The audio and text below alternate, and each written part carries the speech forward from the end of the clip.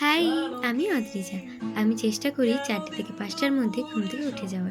সেদিন একটু লেট হয়ে গেছিল, প্রায় তখন ৭টা বাজে।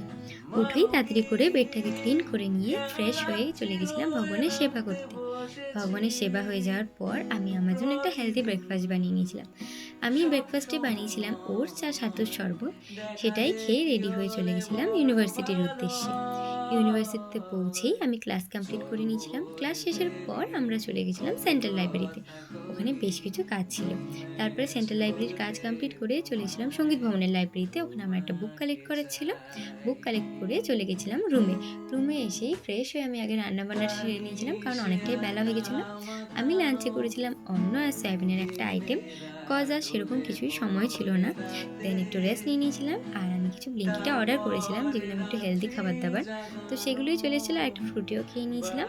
তারপরে একটুখানি প্র্যাকটিস করে বসে পড়েছিলাম একটা পছন্দের ওয়েব সিরিজ নিয়ে।